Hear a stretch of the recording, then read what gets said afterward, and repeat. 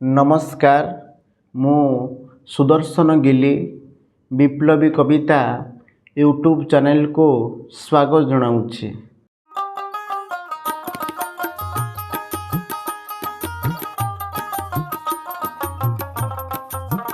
आजिर प्रसंग हेउछि समाज रे बलात्कार कौन पाई बढ़ुछि। युवपीढ़ी माने निजर आत्म स्वाधीनता नारे अश्लीलता आड़क विशेष भाव में गति करुछंती।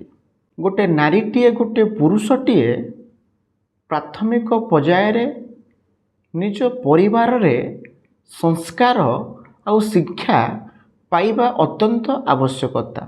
समाज रे बसवास करुथिबा मनुष्य मानक पाखरे से केमिति कथा कहिब, केमिति चालीचलन तार रहिब, केमिति पोशाक धारण करिब, गुरुजन लघुजन मानकर कथा को से केते दूर मानिब, ए सबु कथा गुड़िक निज परिवार रे बापा माँ को ठारू शिखिबा अत्यंत आवश्यकता अटे।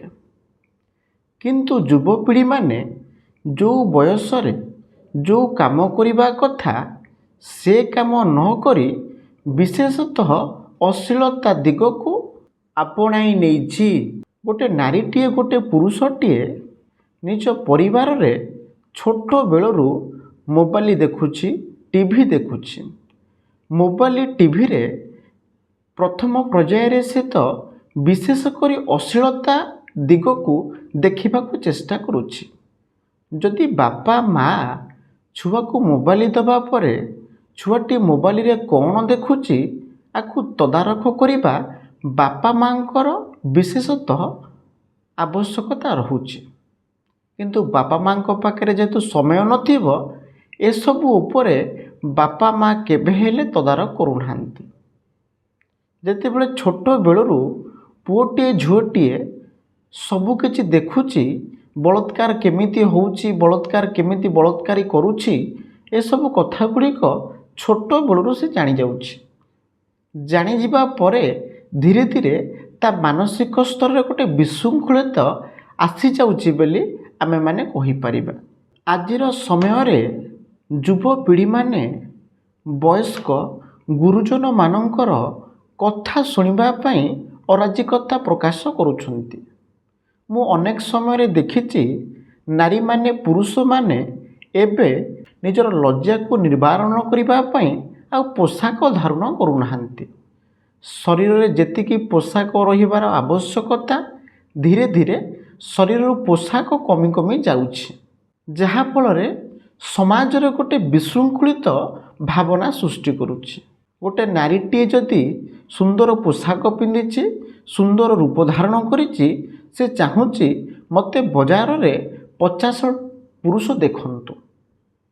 एवं जदि गोटे पुरुषटीए गोटे पोशाक पिंधिछि बा सजबाज हेछि, पुरुषटीए चाहूँची मध्य बाजार रे अनेक नारी मते देखंतु। आजिर समाज रे विशेषतः विशृंखलित भरी रहिछि, जहा फल रे अत्यधिक रु अत्यधिक मात्रा बलात्कार होछि। ए बलात्कार पई पुरुष नारी उभय सम परिमाण रे दायी रहिबे बेली आमे माने कहि परिबा। ता ठारू अधिक परिमाण रे सेमानंकर गुरुजन माने दायी रहिबे, काहेकि ना प्राथमिक पर्यायर सेमानकु यथेष्ट परिमाण रे शिक्षा मिली नाही, जहा फल रे सेमाने आज अबाट को गति करी जाइछंती। रामायण युग रे माँ सती सीता जेतेबेले वनवास जीवन अतिबाहित करुछंती, से समय रे माँ सती सीता को रावण अपहरण करी नेइछि। रावण जेतेबेले माँ सती सीता को अपहरण करी नै जिबा परे माँ सती सीता विमान रे बसिकी भाबुछंती मते मोर लक्ष्मण आउ रामचंद्र मते खोजिकी केमिति पाइबे।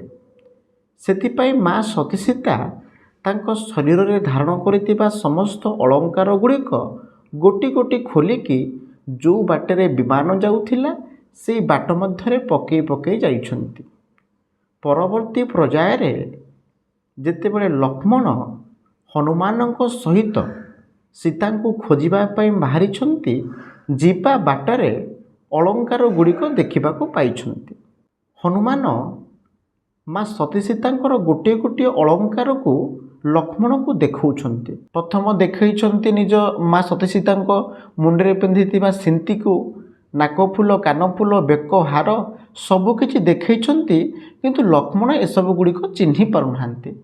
शेषे जेतेबेले माँ सती सीता पादे पिंधिथिबा पाउंजी की देखैछन्ति, लक्ष्मण चिन्हि पारिछन्ति। लक्ष्मण चिन्हि पारिबा परे हनुमान पचारुछन्ति, मु तुमको एते गुड़िए माँ सती सीतांकर जिनिस देखैली, तमे चिन्हि पारिलनि किंतु पादर चिन्हि पाइल।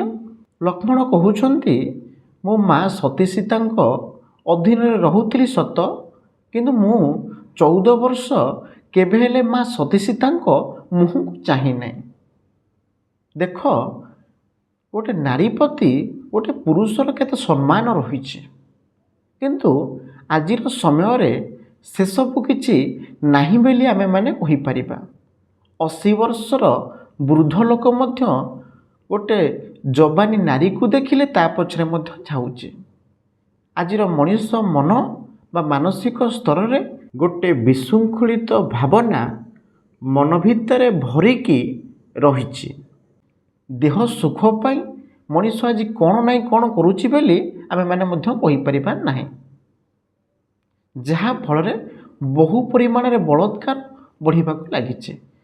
आजिर समय रे गोटे पुरुष नारी संपर्क रे ता मन भितर गोटे खराब चिंताधारा आनिबा पूर्वरु से पुरुषटी निज माँ निज भौणी संपर्क रे प्रथम भाविबा दरकार। भाविले निश्चित भाव रे से नारी संपर्क रे खराब मनोभाव ता मन भितर को केबे हेले आसीब नाही। से नारीटी मध्य गोटे पुरुष संपर्क रे खराब कथा भाविबा पूर्वरु निजर बापा भाई कथा निश्चित मन भितर भाविबा दरकार, जहा फल रे से नारी मन भितर मध्य किति खराब चिंताधारा निश्चित आसी परिबो नाही। जदि आजिर समय रे नारी शिक्षा बा नारी आत्मस्वाभिमान हेई पारिछि, ताहा केवल फकीरमोहन सेनापति रेवती गल्प पाई। आज नारी जदि खोला आकाश रे गोटे मुक्त विहंग होई फड़ फड़ उड़ी पारुछि, ताहा केवल फकीरमोहन को पाई। नारी पुरुष जदि उभय सचेतन यथेष्ट परिमाण रे हेबे, ताहले निश्चित भाव रे समाज रे केबे हेले बलात्कार घटिब नाही बा बलात्कारी केबे बलात्कार करिबा को चेष्टा करिब नाही। गोटे बलात्कारी जेतेबेले गोटे बलात्कार करि सारुछि, सरकार जदि ता उपरे किछि इन्स्टांट एक्शन नियन्ते, हुए तो एते बलात्कार मध्य बढ़ंता नाही। सीधा सड़क जो व्यक्ति विशेष बलात्कार करिछि, सरकार ता उपरे दृढ़ कार्यानुष्ठान साथी साथी बा से मुहूर्त नहीं पारंते, हुए तो लोकमानक भितरे बा बलात्कारी मानक भितरे गोटे भयजात हुअंता बा से दृष्टि किछि मते बलात्कार कमी जाता। प्रथमतः बलात्कार रोकिबाकू हेले नारी एवं पुरुष उभय मानसिक स्तर रे सचेतन होबा आवश्यकता रहिछि। उभय समाज रे शृंखलित पोशाक पिंधिबा दरकार। उभय समाज रे सुस्थ मन सुस्थ मानसिक को नेकी जीवा दरकार, जहा फल रे केबे हेले अघटन घटिब नाही। जदि मोर ये आलोचनाटी पाठक मानकु किछि मात्रा रे प्रभावित करि पारे, ताहले मो चैनल को सब्सक्राइब करिवे, लाइक करिवे, शेयर करिवे एवं निजस्व अभिमत निश्चित भाव रे प्रदान करिवे।